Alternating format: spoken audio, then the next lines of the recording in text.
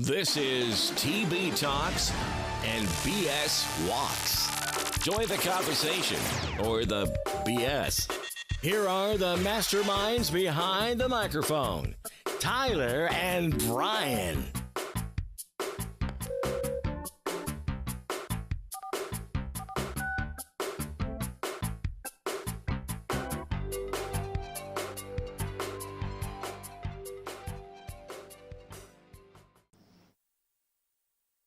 Welcome everybody to TB Talks and BS Walks.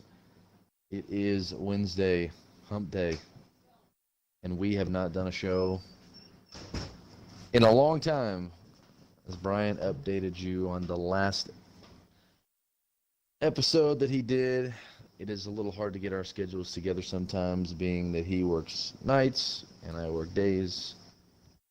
But I was ready to throw in the towel. I guess you get complacent sometimes, and it's hard to get together, and you get frustrated.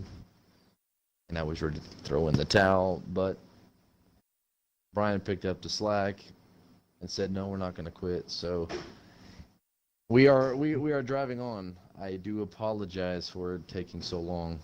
I know it's been a long time, and for those listeners that do continually listen, I apologize. Brian, tell me how things have been going in your world, man. It's just one thing after another.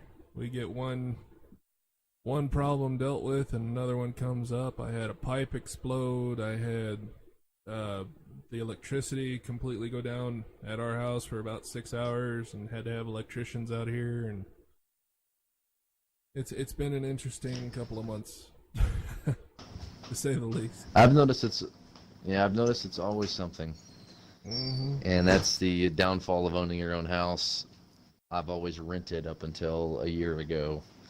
Yep. And as I've stated, my complaints, when you own a house, you have to fix everything and you're responsible for paying for it. So we took out our propane heater in the living room because it was racking up our propane bill.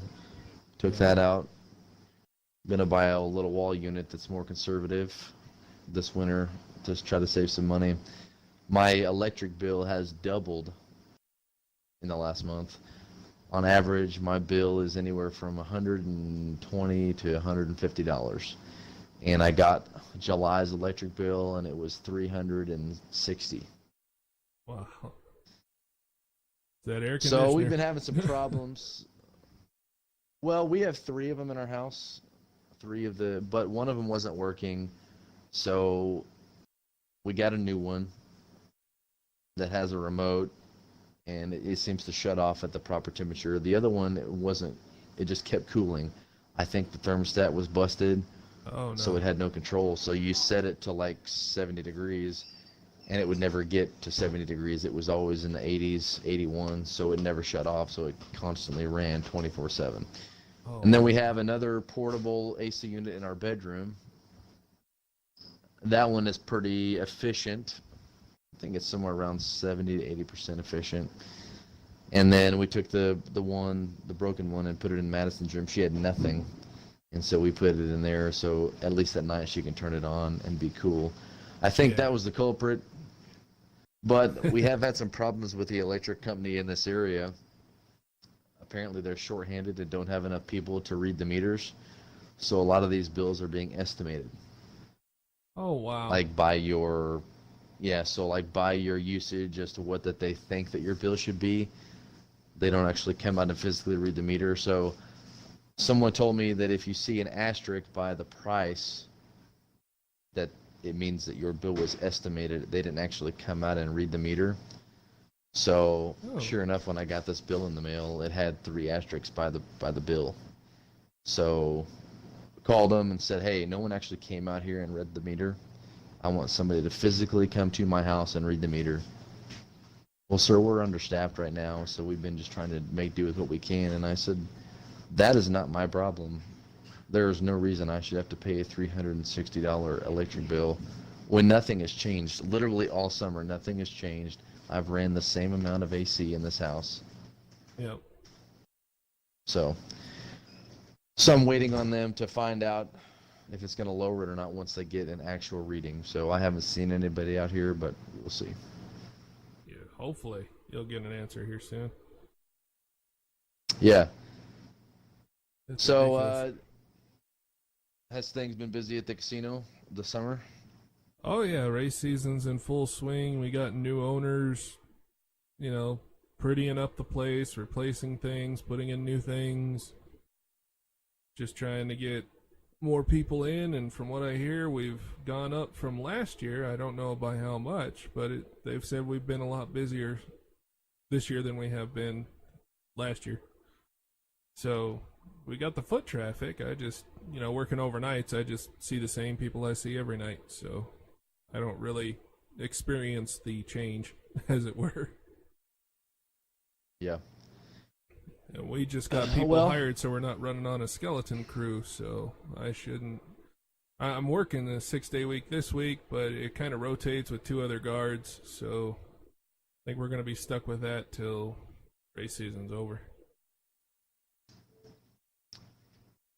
So when you say race season, are you talking about like dirt track local stuff, or are you talking about like NASCAR? I mean, what are you referring to? Horse races. Yep. Oh. Yep.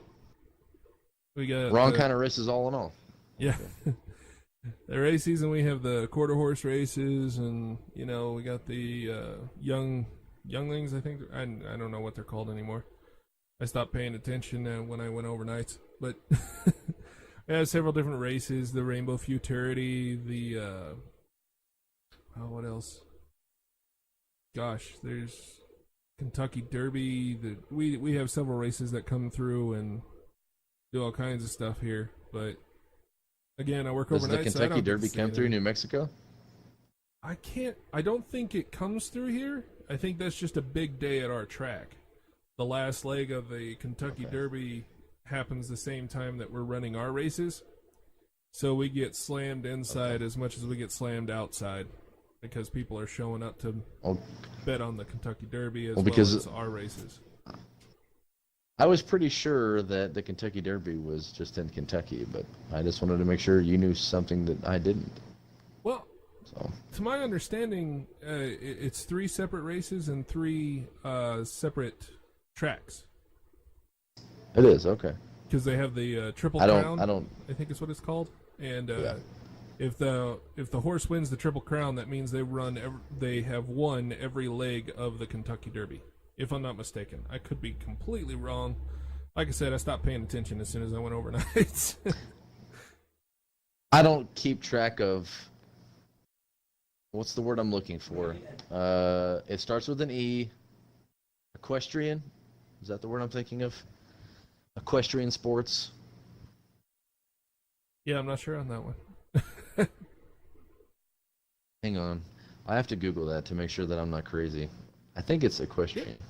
Well, the word is very familiar. I just don't know what it pertains to. Yeah, relating to horse riding. Okay, I was right. Yeah, I don't keep track of equestrian sports. Yep. And I've only seen a similar race like that one time. We went to... Where's the famous place that they do the dog races? Like the greyhound races? I do not know. Do you even know what I'm talking about? I can't say that I do. Anything that pertained to gambling, I never even knew about until I started working here. Well, there is... I don't know if it was the famous place we went to or if we just went to a greyhound racetrack, but I have seen greyhound races. And I don't remember where it was at, but Southland Park is one of them. Kind of just I taking could a look probably over. tell you.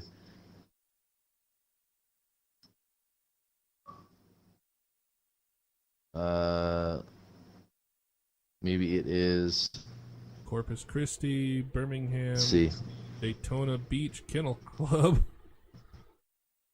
Pembroke Greyhound, Flagler Dog Well, Track, Gulf Greyhound, Hollywood Greyhound. active There's dog a racing lot of tracks. Yeah.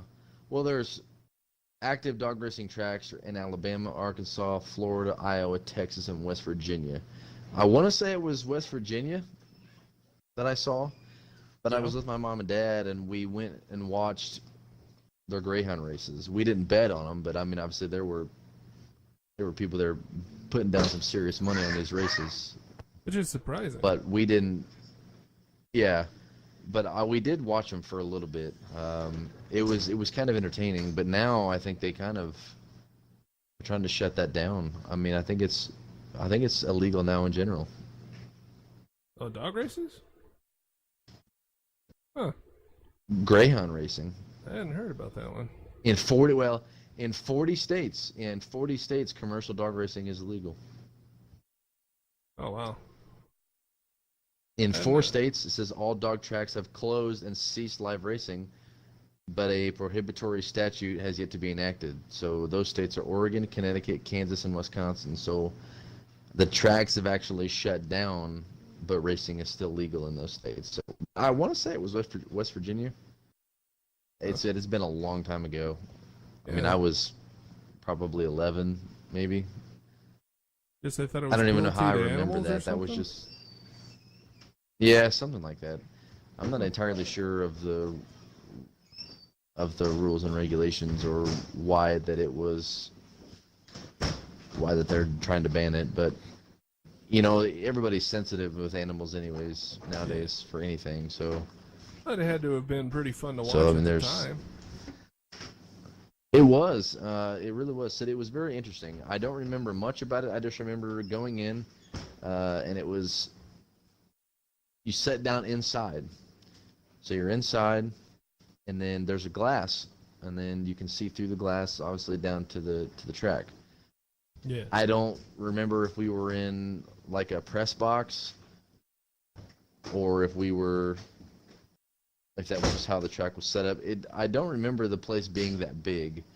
Like, we wouldn't have been up in a press box. I mean, I remember being able to see fairly well. So I want to say that this place was enclosed, and you go in and sit down, and you're behind all of this plexiglass, you know, and then the dog races are in the track in front of you, and they have them all lined up, you know, like 10 dogs or something like that, and then they pull the gate and they go. So I remember going to that, Wow. but I said it was a long time ago. So, Yep. but I've never been a big gambler. I think we talked about this on one of our episodes, but I went to a casino one time when I was 21, and I burnt through about $5, and I was like, yeah, this is not for me. I'd rather keep my money. Yeah. I know. Like I said, my first experience in any kind of casino was when I was applying for a job as a slot tech. And then I got my job at this casino. What is that? Slot techs are the What is a people slot who tech? work on the actual machines. Like, they'll replace the screen, they'll move the machines around when they want to redo the floor. They'll reprogram the machines if need be. You know, they get to play with the technical part of the slot machines. So are a lot of those machines on wheels? No, you Or are got to they pull stationary? there's specialized pulleys or specialized jacks for some of them, and some of them are just you lift off to the pedestal and put it on your own little wheel jack and take it out. Oh, okay. Probably a little bit Everything's different digital. than those crane machines that I work on. Probably just can't take them out with a furniture dolly. No.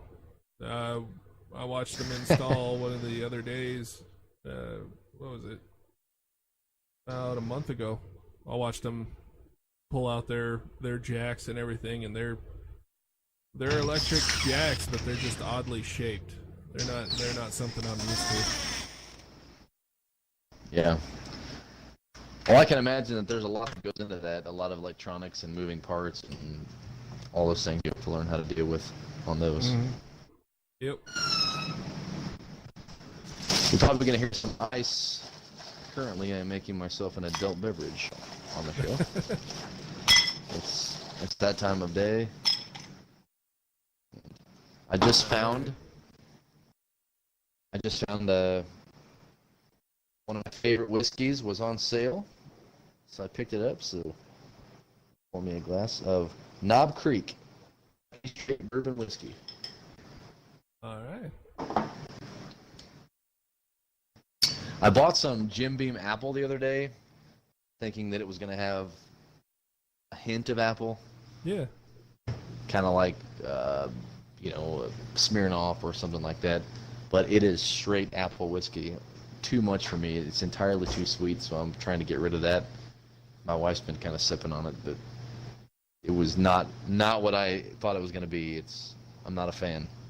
So Jim Beam apple, I would not recommend it. I hear any kind of fruit in any drink, and I expect it to taste like that fruit. So when it doesn't, I find myself highly disappointed. Well, you want it to taste like the fruit, but you want it to have that kick. You also still. want to be able to taste the liquor. Yeah, you also want to be able to taste the liquor. This is just like nothing but a sweet apple that like burns your esophagus all the way down, you know? Mm-hmm. I don't do any like, liquor, but I get the flavored waters, and you either get a decent flavored water or you just get aspartame flavored liquid. Yeah, do you get those like the clearly, I forget the name of them, clearly Canadians or clearly whatever that flavored water is? We have them down here. You can buy them at Dollar General. They're like 68 cents or something for the flavored waters. Mm-hmm. But yeah, they've got thick bottles. All I taste in those. Yeah, all I taste in those are aspartame though. Yep. There was only one flavor I liked, and that's just because it had the hint of strawberry. Outside of that, wasn't really a fan. And it was that strawberry kiwi. I liked that one. Yeah. Well, like, I like a good screwdriver sometimes. Vodka and orange juice, and then you put an actual orange peel on the top of the glass. That's pretty good. But that's not, I tend to make them a little stronger so I get that kick of vodka in there too. Yeah, but I like orange juice. I'm not a flavor. Yeah, exactly. I'm not a fan try of strawberry daiquiri, and it tastes like, mud, or just straight up. Yeah. Not even the same alcohol you're supposed to have with it. I'm kind of a whiskey snob though. Like I'm really picky about my whiskey. I can respect that. If you had to deal with wines, I might have a problem. Well, I do like wine. My wife and I drink wine too. Now we're totally different ends of the spectrum on that. My wife prefers a sweet wine, and I like a dry, more bitter wine. So I'll drink the sweet wine, but I prefer the dry. Yeah. So we had the fair in town the last 10 days. It just ended, I believe, on Sunday, and they had some wine there that we got to sample. And they wouldn't let her drink any because she didn't have her ID with her. So they wouldn't let her sample it. So I sampled it and had to try to decide if she would like it or not. Luckily, I think I did okay. She didn't complain too much about it. So nice. I picked the sweetest stuff they had. But this Knob Creek, I've come to find out the story, why that I started drinking Knob Creek in the first place was I played a show, and the guy that I was a hired gun. I was just playing drums, and the guy that I was playing for was drinking. And I said, "What are you drinking?" He says, "Knob Creek on the rocks." And I said, I was in just one of those F it moods, and I was like, F it, pour me a glass. So they poured me a glass, and I took a drink, and I'm expecting it to knock me on my ass, and I took a drink, and it was surprisingly smooth. It was just the right combination of having a kick, but being smooth enough to where you could drink it straight. I have tried mixing it also. It doesn't taste bad mixing it with Coke. But there's like 4 different ways that they say you can drink it. You can drink it straight, just out of the bottle. You can drink it on the rocks. You can mix it, and then there was something else. But I prefer just to drink it on the rocks, and it tastes really well. So I'm becoming a whiskey snob, thanks to my Thanks to my prude friends. There's worse things. Let's see. What else? Obviously, we have no agenda for today. We're just Nope. kind of I'm sure kind of everybody conversing. can hear the fatigue in our voice too. What's the last movie you watched? Last movie. Seen anything? I watched? Anything? I mean, have you seen anything newer as of late? Jurassic World. That was the last movie I watched. I haven't seen anything newer than that, really. We have stuff. The new lined Jurassic up World, the and, one that just came out. not the, but it's the one with Chris Pratt. But the first They're one, both with Chris Pratt, but the Yeah. one oh, so you haven't seen the Fallen Kingdom or whatever it is? yeah, I haven't seen that one.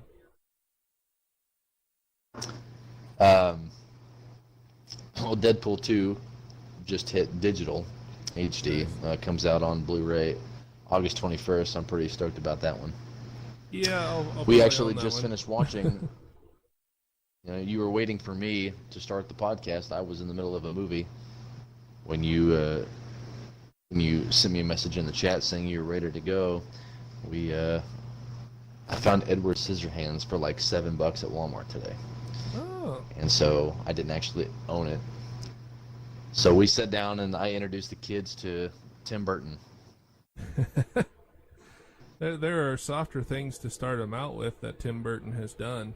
I know, and I hadn't seen it in so long. I kind of forgotten that there was a couple of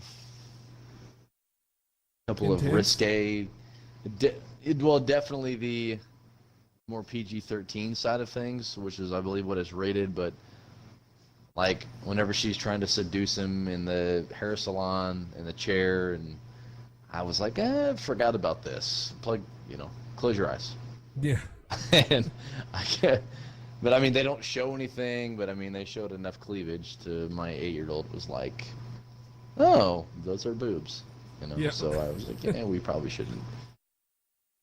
Well, Yeah, that was my. I mean, it could have been worse. I mean, I could have let him watch Beetlejuice for the first one. Yeah. Yeah, that's true.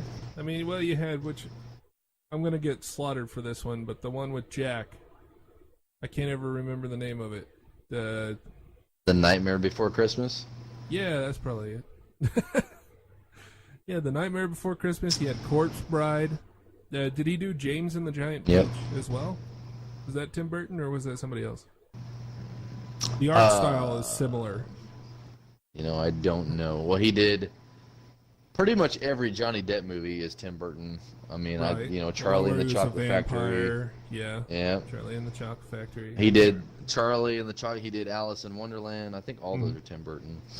I think Tim Burton has like a hard-on Johnny Depp. I think there's a whole deal about how he has a crotch shot in every movie that he's in, even in the animated ones, of Johnny Depp or Johnny Depp's character. It's kind of weird, but yeah. Like an ongoing theme. I'm trying to Google this actually. James and the Giant Peach was 1996. Who Tim directed Burton? it? Oh. Well, I'm now trying I'm to not find going to out. tell you because we want to know. I'll Wikipedia that. All right. Yeah, it was produced by Tim Burton and Denise Denovi. I was about to say It was not directed by Tim Burton. It was directed by Henry Selick, but it was produced by Tim Burton, yes. Oh, okay. Well, So, still a good movie. But yeah, I mean, Edward I didn't see Scissorhands that is the one, first actually. Tim Burton movie. That one. But really, any Tim Burton movie is going to cause some kind of nightmare or fever dream. One of the two. I mean, even something Yeah, as simple right. as Charlie and the Chocolate Factory, it's just creepy. yeah, right. I have let's family make a members who transition can't watch to- that movie because of the dwarves. Sorry, go ahead. Which Oompa movie? Loompas. Charlie and the Chocolate Factory. They can't watch it because the Oompa Loompas creep them out. Now, I haven't seen Charlie and the Chocolate Factory. I was never into that. My kids have seen it. I just have seen the original Willy Wonka, which was the best one. The Oompa Loompas in that movie were fantastic. Oh yeah. I thought they were both entertaining. I've never seen Charlie, yeah. so. You know, and not I'm missing really not a huge Johnny Depp fan. Edward Scissorhands is a great movie, and I know that's what really put him on the map and launched his career. That's a good one. I've never seen any of the Pirates of the Caribbean movies. I just never had any desire to see those. Yeah. I saw Sweeney Todd, the musical, and thought it was horrible. Yeah, that's one I haven't seen. That was also Tim Burton. I'm just not a huge Johnny Depp fan, and I know that's where he excels, is those really odd characters. I mean, he's really good at that stuff.